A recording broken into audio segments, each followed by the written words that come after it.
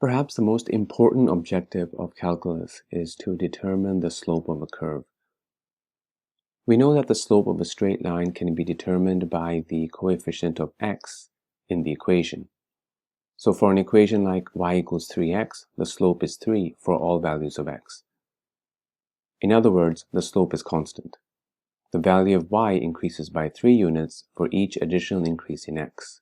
In other words, 1 unit increase in x results in 3 units increase in y. But when it comes to equations that do not produce straight lines but are instead curves, then the slope is no longer constant. In other words, the slope changes as the value of x changes. So how does anyone go about calculating the slope of a curve, and what does that even mean? For now, here is a very key observation. Any interval on a curve becomes a straight line when you zoom into it. So imagine you have a curve and you've identified an interval, a gap. If you zoom into that curve, that gap will appear to be a straight line. And in fact, it would be a straight line in that interval. This will be key to determining the slope of a curve. Suppose this graph represents the distance a car has traveled over time. After the first hour, known as point A, the car was 30 kilometers from its initial position.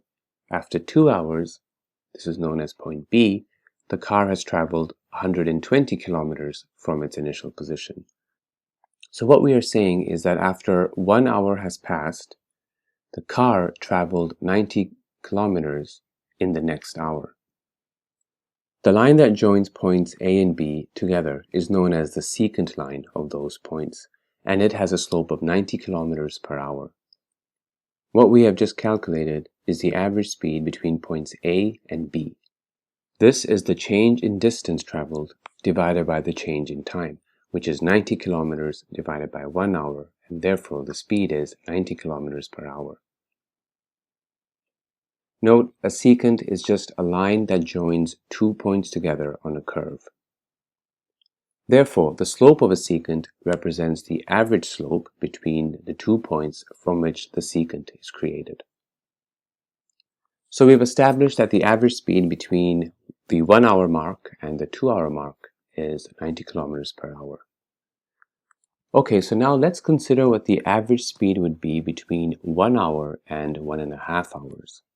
So after 1.5 hours, suppose the distance traveled from the initial point is 67.5 kilometers, and this is represented by point C on the graph. The average speed between points A and C is once again the change in distance divided by the change in time between these 2 points. So we can see that the car traveled 37.5 kilometers in the half hour between point A and point C. This equates to a speed of 75 kilometers per hour. This green line represents the secant between points A and B, and this secant has a slope of 75 kilometers per hour. See how this compares with the speed of 90 kilometers per hour between points A and B. So why is the speed between A and C lower? Well, this is because the car is increasing in speed over time. In other words, it's getting faster. So its average speed in the first 30 minutes after the 1 hour mark is lower than the average speed in the first hour of the 1 hour mark. In other words, this car is accelerating. Before we proceed any further, notice that the equation of this distance-time relationship is distance is equal to 30 multiplied by time squared. In other words, it's y equals 30x squared, where y is distance and x is the time. So now let's consider what is the average speed between the 1 hour mark and the 1 hour 1 minute point.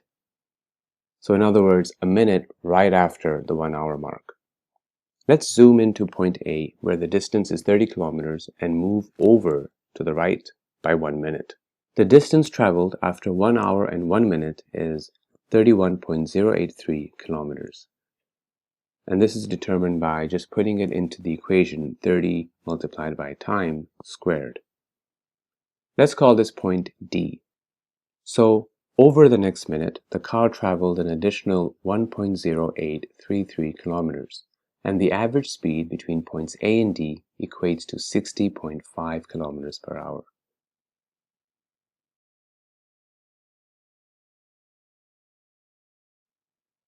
Here is a summary of our results. First, we determined the average speed in the interval 1 hour to 2 hours, the points A to B, and this was 90 kilometers per hour.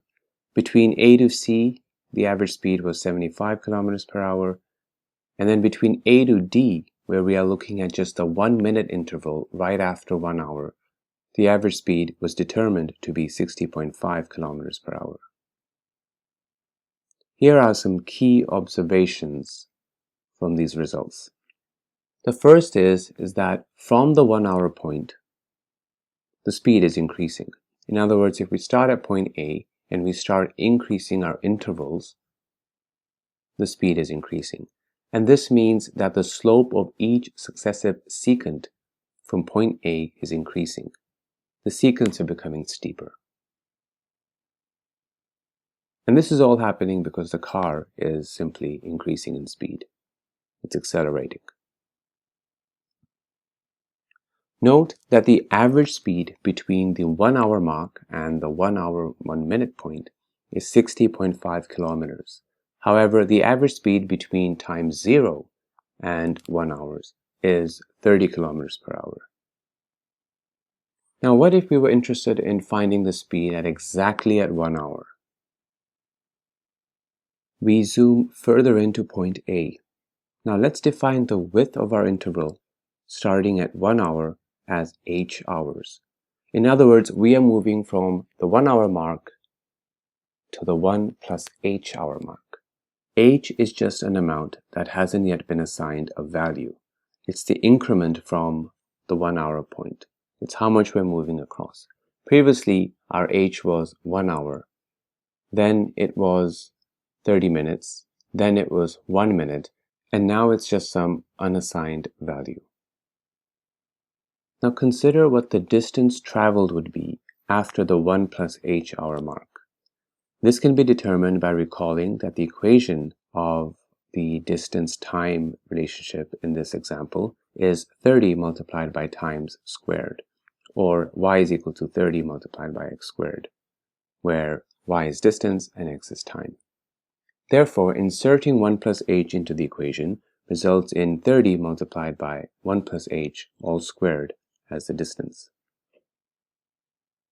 The change in distance when you do the math results in 60h plus h squared.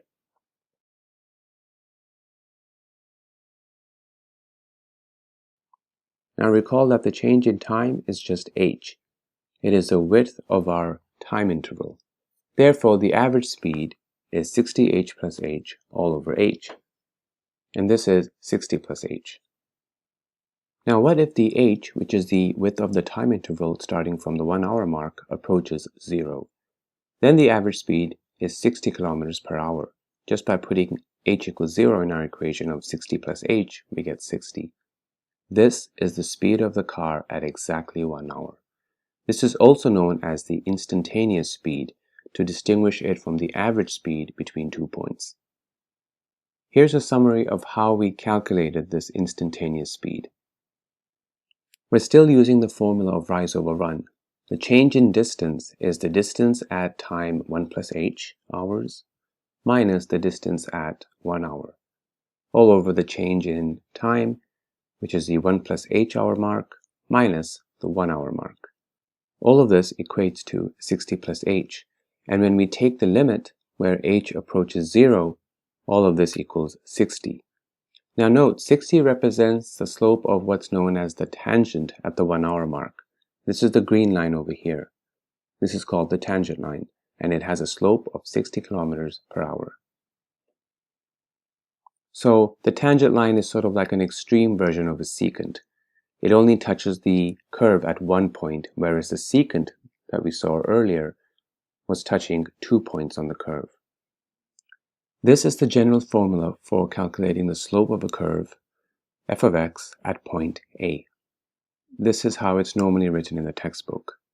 To translate this formula into our example, we had distance equal to 30 multiplied by time squared, where x is the time and our f of x is the distance at time x. And since we were looking at it from the 1 hour mark, the a would be equal to 1.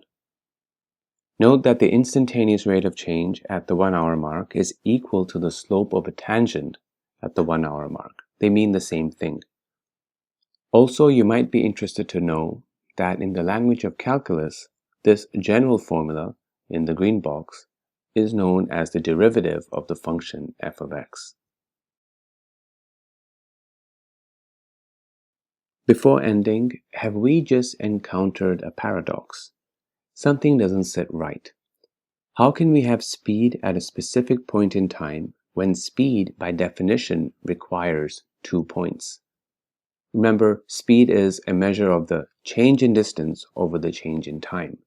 Well, to measure any kind of change, you need 2 points. This paradox is solved by a very subtle, clever, deep, and important concept. The slope at a specific point, looking at our formula, is determined as when the interval, or the h value, approaches 0, not when the h value is actually 0. It's when that h value, that interval, is approaching 0, that's when we calculate the rate of change, or the slope, at that point.